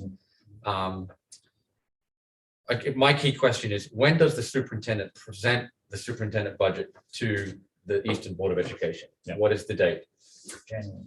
Yeah. January. It tends to be a part of the January, and I think what we would be hearing are parts of that as a part of the contract in healthcare, as a part of the positions program, but especially to Randy's point, the positions and programs is the sort of culmination of what we're hearing in the buildings, what the superintendent is talking about, and then certainly what we're talking about for central office, right? Any investment in central office would also be part of that January conversation in the tri-board. Right. Yeah. So I understand what you've done in the past. Scott and I were talking about the budget process last week, and I was literally drawing the steps on the whiteboard saying, this is how it works in public education, right? Remember we were talking about. So I just want, I think we need a little bit of time to think about the process. And I've presented the budget, the superintendent budget early in January in the past in previous districts and felt rushed. Like I am presenting something and I'm still getting the data, I'm still pulling together the pieces. Now, if I've done that in other districts, I felt rushed with one board, I am worried about presenting that in Easton because I started late, Scott just started. There's a lot we have to learn. And when I look at a program, I really do think about that 4-quadrant matrix and the return on investment that program offers. And we don't just add programs. We really truly have to look at what is the most effective use of taxpayer money and what is the highest impact for student performance. So that kind of analysis is really important and it takes time. And so I just would like you to think about, please do not schedule a meeting that this is when we normally do it. So we will do it this way because we have to be ready. It's critical. And sometimes we might need more time to do that. Now, the other thing about the December and the January piece is, again, I understand that 85% of our budget are fixed costs and the other 15% is the money that we're going to use to really enrich our programs, right? It's interesting. I've never seen it broken apart that way in the past. And I understand why you're doing it. At the same time, I wonder whether does presenting pieces of the budget, is that more or less helpful to you than presenting it as one whole and seeing the relationship between the fixed costs and the program improvements? Because you present the fixed costs and you say it's 85% of the budget, and you do it in December. And then you say, well, these are the things we really want, and you do that in January. But in reality, the pie is only so big. And sometimes it's important to see the full pie, because you have to prioritize things that you really care about. It's an interesting strategy, and I understand why you're doing it, and I just have to think about it a little bit. Well, I was just gonna, oh, sorry, Randy, go ahead. No, I want to go back to the beginning. Last year's budget, for me, it felt like we had several meetings that were big picture, but work expands to fill the time allotted. So if our budget is due April 1st, whatever, to the town, I would rather push it closer to then, because you have more information. Scott's going to have more information, more reality between what's going to be incurred for the year vis-a-vis next year and one of the reasons why we present it that way, and we're fully open to change, because just because we did, I'm very curious the way you did it in past experiences, but we do it that way. Part of it is to explain it to the town, because every year it is Groundhog Day when we go in front of the town. But we explain to them and say, listen, we have $300,000 out of a $17.5 million budget that is fully spoken for already before we walked in the door, and that's a whatever 2% increase on the budget. And now we're trying to grab a couple more dollars just to keep, and that 300,000 is just to keep the lights on. It is just to employ the exact same people. We have 16 more heads here, or students at Ellen Keller, and another 30 at Samuel Staples. So it's done that way as a presentation. Doesn't have to be that way, but it's just been what we have maybe found to be effective communication with the Board of Finance. But listen, go back to the whiteboard and show us another way, because it's not written in stone anywhere that it happens the way it happens. Now, this was really put together to try to be more transparent to the community and more transparent to the Board of Finance, as opposed to saying, here it all is, figure it out, and they're going, I don't know. Buy the Mexican hat. Build the understanding over time, but you would never present. So this part of it is the only part that really gets presented in isolation. When you start talking about positions and programs, you are recapping. Okay, remember last time we talked about this, we went into detail, which equates to this, and then you add on the positions and programs, and you sort of snap on the sort of other pieces, substitutes. But we should brainstorm on it, and we should recognize that we generally have multiple January and February budget workshops.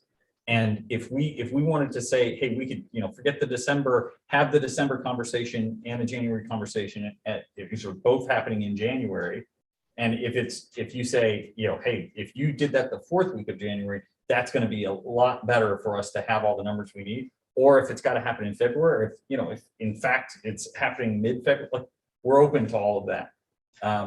So I think we probably need another conversation, and maybe I think we've already talked about doing maybe a special meeting to dive in on some of the sort of understanding of where we finished the year last year and things like all that. That'd be a perfect time. It'd be a great opportunity to dive in and really workshop the ideas there.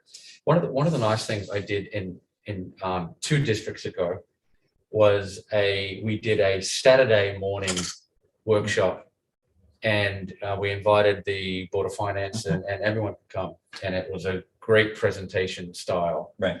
And you could almost do it back to back, a block of time for Easton, a block of time for Reading, but on the same Saturday, for example, rather than a Tuesday night in January and a Tuesday night and the following Tuesday night in January. There are other ways I think we could do it, but giving us enough time to really put the pieces together is John makes a wonderful Bloody Mary. And those can be introduced as part of the conversation. We've made a practice of inviting the Board of Finance to our December meeting to help to give us an overlay of like what's the financial situation of the town and how we're doing on tax collection, et cetera. So all of that sounds like a good fit for sort of where we're heading. So, okay. Yes. Being new to the team and not having last year, I'd love it if there's a bunch of information you could just throw at me so I can be familiar with the reports we're going to be getting. And Well, last year was not a great example of the reports we were gonna get because we were in the middle of a financial system transition, transition, which was Yeah, you wouldn't Never. want to, you don't want to see those. never again. I mean, Yeah, well, Look at the the crazy 70 pager is on the Yeah. website. it is. And it's brutal, but it isn't, That's for what an I need, I accounting love the mind, detail. you Yeah. go through Even prior answers. year, current year, Right. it's pretty helpful. I also, I recorded an overview of the whole presentation, tried to get it into, 5 minutes for the Courier. I think it's still on their site. Okay. So, yeah. But John, I think one of the things you mentioned that Board of Finance doing that presentation and talking about, and I think also with revaluation happening Yep. and house prices being what they are, a better Mhm. understanding of Right. our grand list and how it has Right. increased and just overall what they're thinking is really helpful before we go in to setting some of the, especially like the positions and programs conversation and the Yeah. central office priorities. It's really helpful to better understand that before we build that. And Totally. translating what the increase really, how it translates to taxpayers, right? Because and you may have had it, and I just don't remember, but so many times people see, 4% increase, oh my gosh, my taxes are gonna go up astronomical, and that's not always the case, So I think translating it in a way that our constituents understand it. And to be clear, no one is saying 4% increase. No, That was I'm a just. hypothetical number that was thrown out. Could have said 2, could have said 3. Yeah. Okay. Yeah, that gets out on the street. Oh, That's- geez. Nobody said, we are not at that stage, even close to that stage yet of figuring out where our numbers are. Okay. Good. Any additional? Oh, sure. Sorry, Jenny. No, that's okay. I guess it's kind of really already been said, but I just want to make it abundantly clear, at least from my perspective, that I would really, we've got new teams. We have a somewhat, I don't know, not new Board of Finance, but I mean, things have changed, shifted a little bit on the Board of Finance. We have new teams and people in place, and I would really like them to just sort of consider this as a point of information. Right. Right? We're just giving you a little window into the past, but I really would like to see you just say, hey, this is how the budget process works for me. Right. Because I've joined a new department and team this year, and I have to say, I'm trying to sort of meld my brain into the way that they do things. Yeah.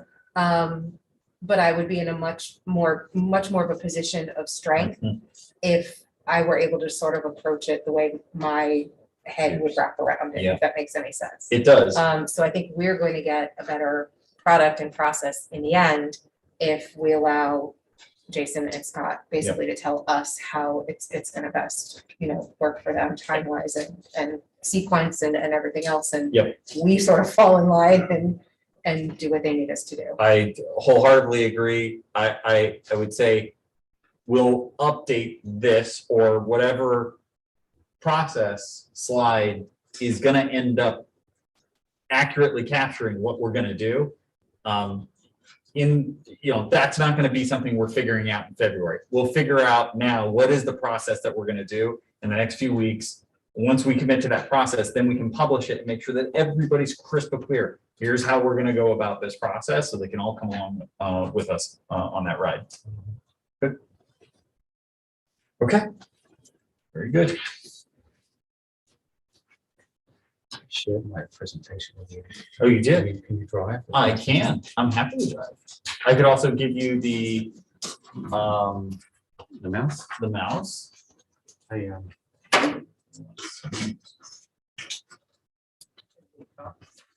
gonna say it's not good practice to pull up your email in a meeting on the projector. So I'm gonna.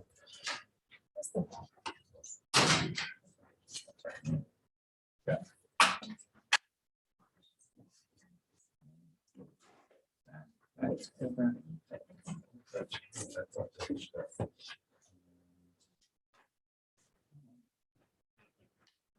Being a little sluggish right now. Do you have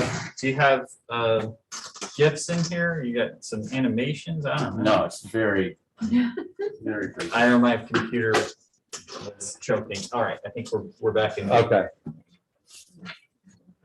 Thank you. Good night. Thank you so much. Okay. Well, good evening, everyone. I'm Jason McKinney, Superintendent. Nice to see you. If you recall, at our last board meeting, we talked a little bit about our standardized test data.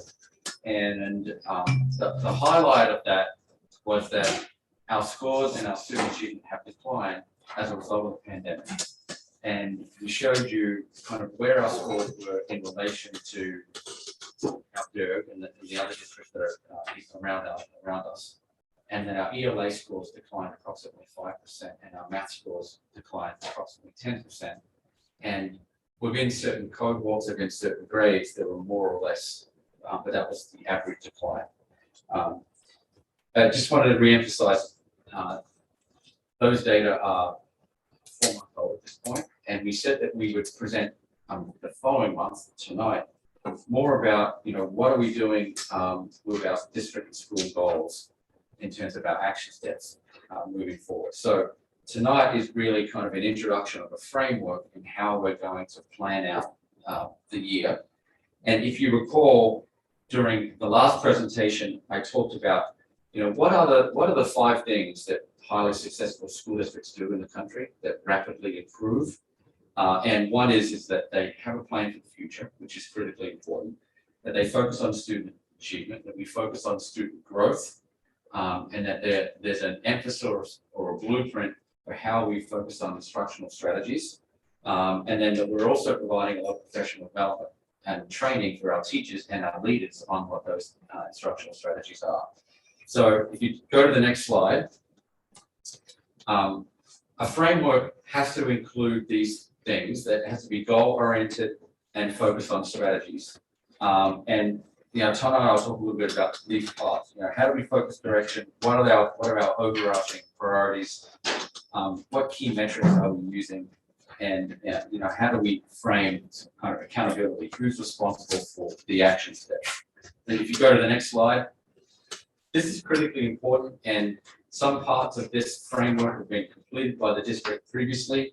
But it's really important for us to consider our priorities as a set of a broader framework. Because if we look at data and student achievement alone, it rarely leads to improvement unless it's connected to a kind of a framework of strategies. So, you've probably heard of the example, or maybe of the farmer, that if by measuring a pig, it's not going to make it any fatter, right? So what are the things are we doing that's going to drive student achievement, right? You don't mind if I don't write that down? It's gotta be in the minutes. But it's the same thing. Like sometimes we focus on data way too much, and we don't actually analyze it, and we don't actually plan action steps and talk about what are the things we're actually going to be doing and measuring, and how do we know whether we're successful.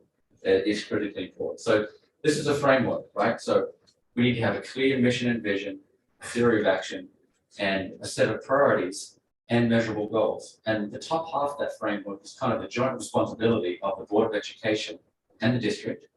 And the bottom part of that framework, kind of the action steps and the initiative, is the responsibility primarily of our schools. And so we're all doing different things, but we have a shared understanding of what it is that we're doing. And how we spend our time at board meetings, I said this at the tri-board meeting, is critically important. We have to start focusing, and I agree with comments from the public tonight and comments that you've made as well. We've got to start focusing much more on student learning and what those strategies look like in our classrooms. But we also need to focus on social emotional learning.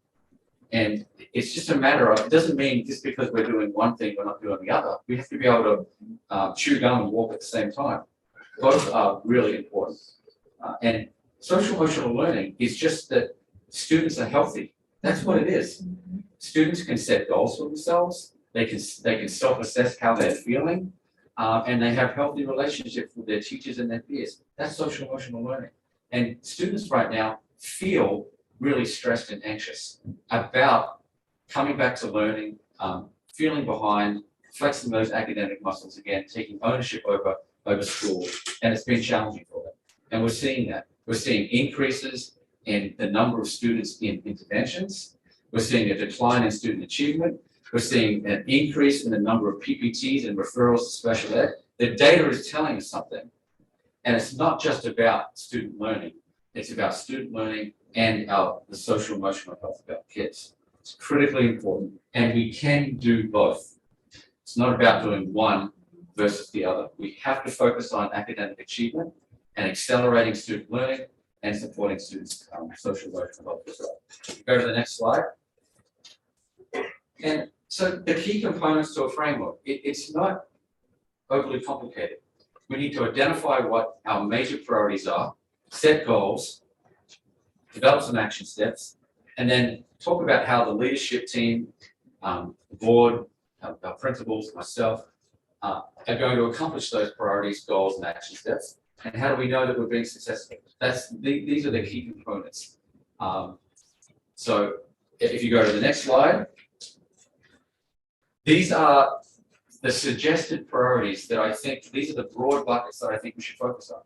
A set of high impact instructional strategies that are going to really K to 12 identify what are the practices that we need to be doing in the classroom. Okay? And I've talked about those. They are making sure that teachers and students know what the learning intentions are for every lesson, that there's clear success criteria, that students can self-assess and get high quality feedback from teachers, that our classroom discussions are really rich, that we have something called higher order thinking questions. These are a core set of things that we need to focus on. And so an example goal in that area would be by June 2022, X% of teachers will implement learning intentions into lessons that demonstrate a clear purpose for student learning. As when we walk around classrooms, we see evidence of that strategy taking place. Another key component here, and I've just talked about that, is we do need to have metrics of what student learning outcomes are. And last month I shared with you what are the standardized metrics, but we have a whole series of objectives and learning assessments that we do internally as well. I met with the administrative team last Tuesday and we started talking about that. Right during that meeting, we had to dismiss the high school because of the problem. But during that meeting, I started talking to the administrative team about these priority areas. And I said, I want to share what these priority areas are to the board and I want to move forward for the year. And they said something which actually is a key step, which I'll show you on the next slide, is that they said, you know, Jason, we want you to be successful. We want our team to be successful.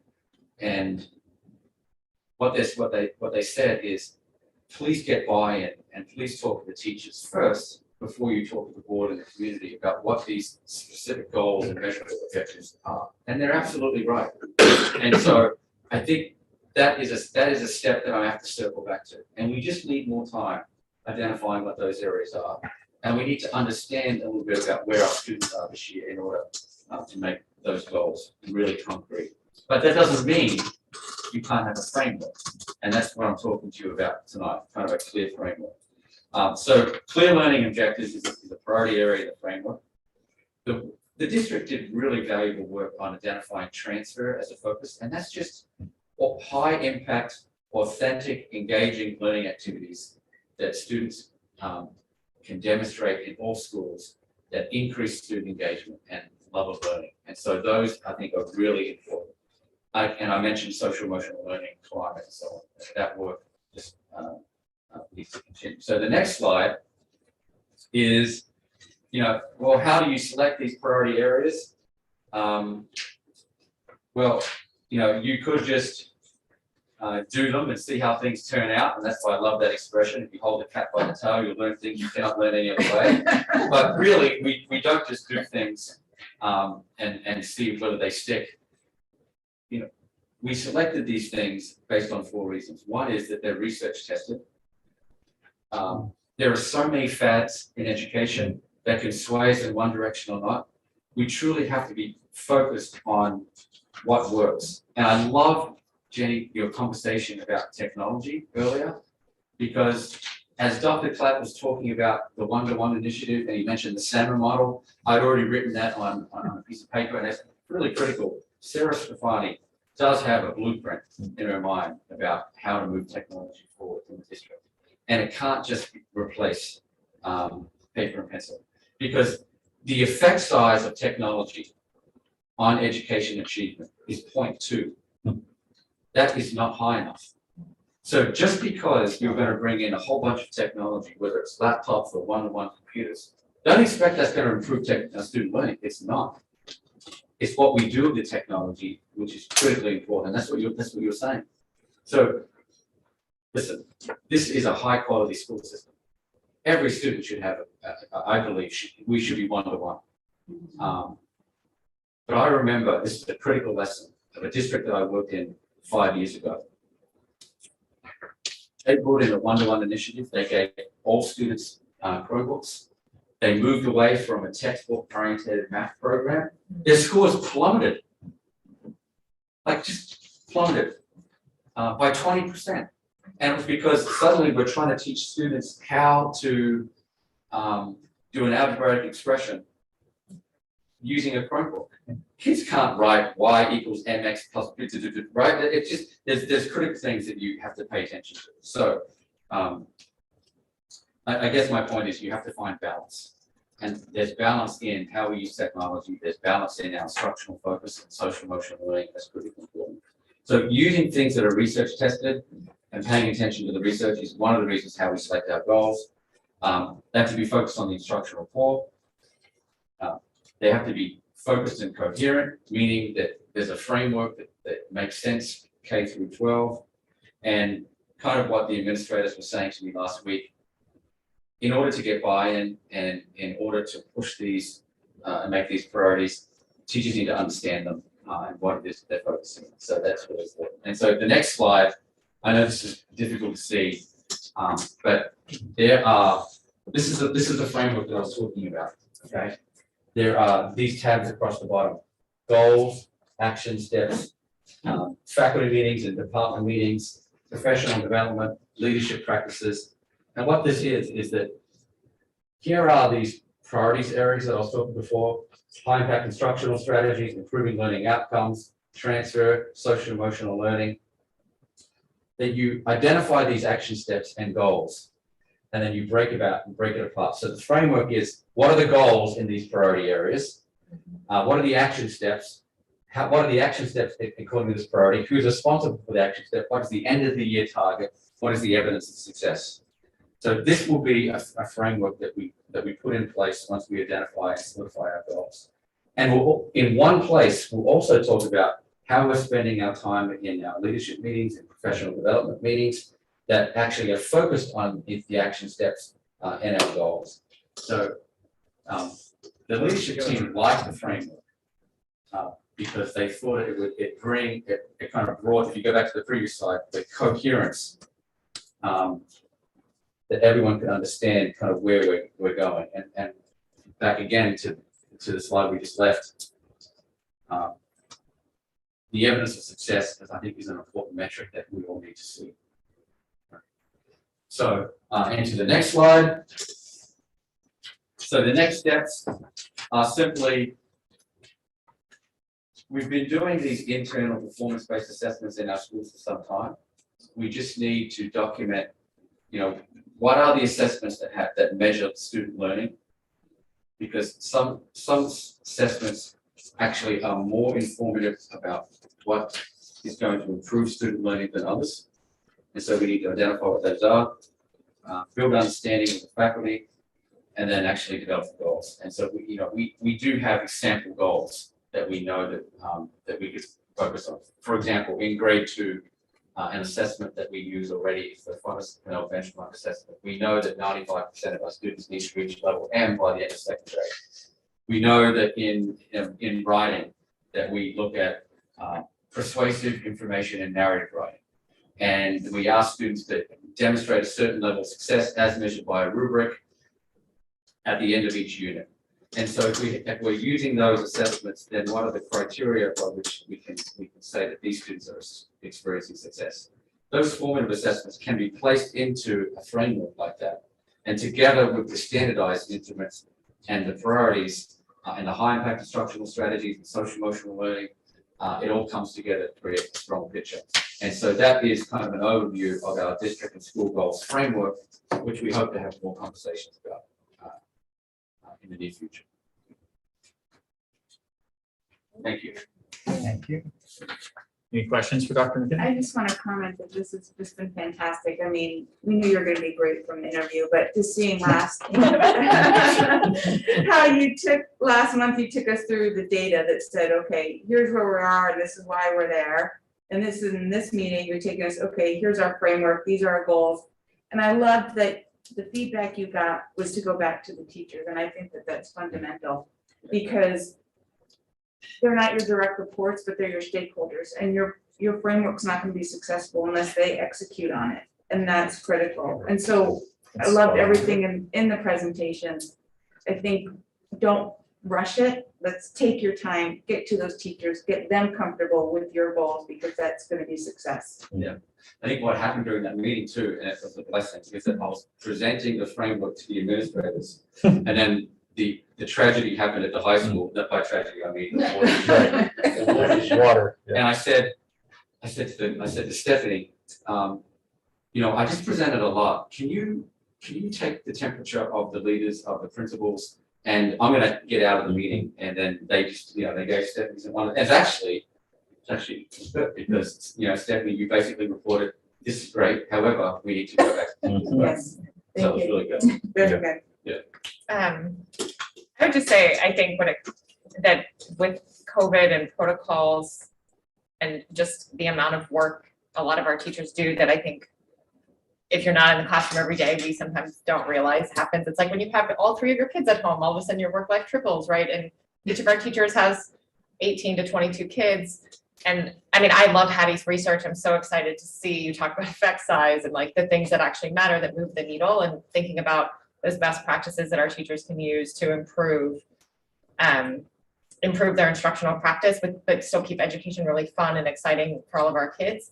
But just being also really mindful, is like what Jennifer said is so true. Our teachers are also really overwhelmed, and I think they're going to embrace all of this work, and just thinking about those bite-sized pieces that they feel part of the work and that they can embrace the work. Because I had the privilege today of reading to my first grader's classroom, because it was his birthday on Sunday. Happy birthday, Robert. And you know, it's just amazing how much the kids love our schools and our teachers. And I'm always, anytime I'm in that building, anytime I'm with our students, it is just remarkable. They bounce off the walls. And I was outside in the, you know, under the trees, and my God, we just live in the best town. But it was really awesome. And I just want to, like, I want to keep all of our teachers here, and I know you respect them, and I know Stephanie does. And so just thinking about those bite-sized pieces so that they embrace stuff you love and passionate about as much as, you know, they bring that into their room with the same passion and fervor that you guys have. Yeah, I was saying to John last week that I've got this clock ticking in my head about being in classrooms and being in schools. And I feel like I'm so far behind in really watching our teachers teach and seeing how our students are reacting to curriculum. I just feel like I just have not been present, been too focused on other things, right? So we talk about that, right, John? And I know how great they are, because I have been in some classes, but not enough, and I'm going to work on that. But I was in a classroom over at Jawala 2 days ago, and there was a teacher giving a lesson, and students were sitting in a circle and they were having a discussion. Well, first of all, that checks off one of our high impact instruction strategies. The teacher asked a student a question, actually asked students a series of questions, very, very high level questions, about the author's intent in writing this poem, or about the literary devices the author was using and how that impacted the meaning, okay? That's a high impact instructional strategy done right there.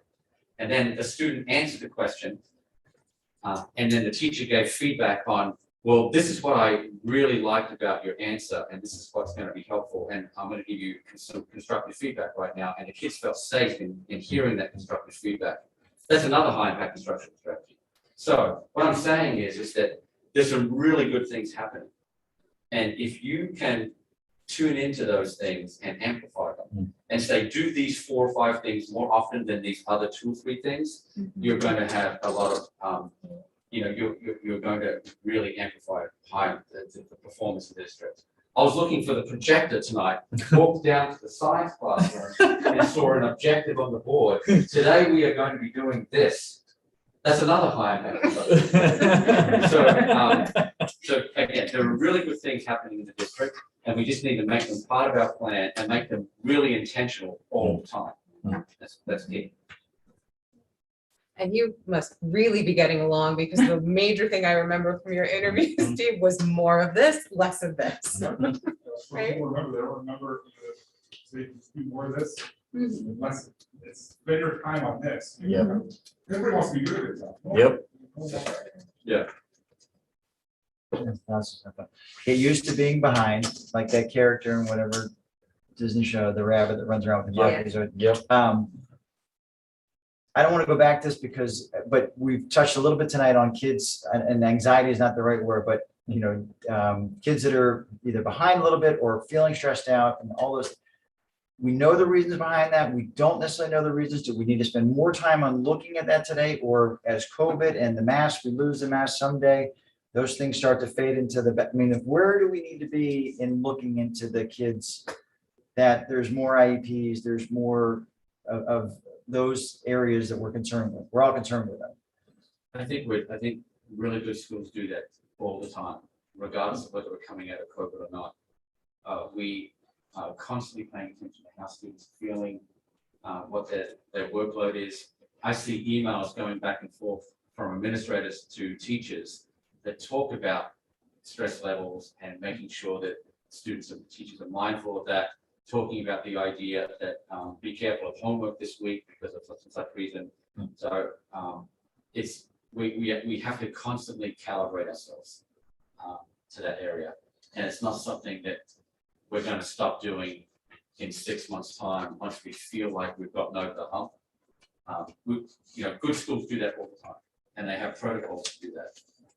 I think that the anxiety level is and stress level is high for everyone right now, including everyone in this room.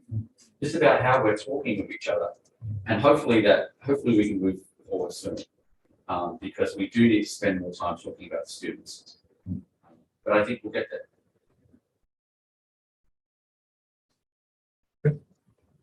Anything else for Dr. McKinnon? Great, thank you very much.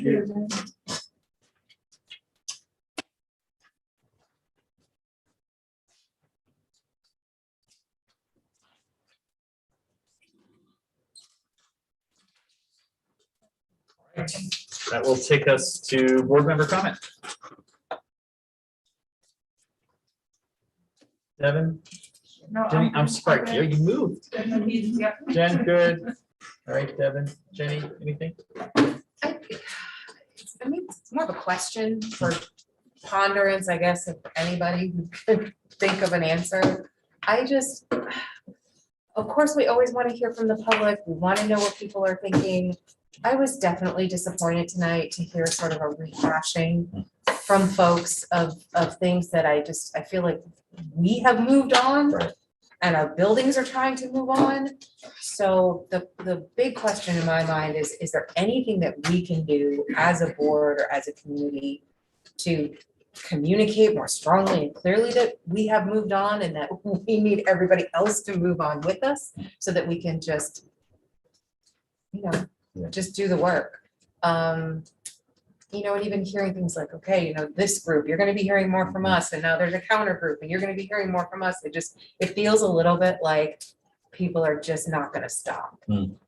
And maybe, I know this is a very small group here. I don't know if more folks are listening at home. My concern is that if the community doesn't stop and move forward, that we're going to run the risk of losing the incredible people that we have on board with us. That Dr. Clapp and Dr. McKinnon are going to end up back in that spiral of spending so much time dealing with that energy that they're not getting into the classrooms and they're not getting into the community. I mean, we have amazing new people with us. Yeah. And the community has to, in a way, protect them, right? And allow them to do their work.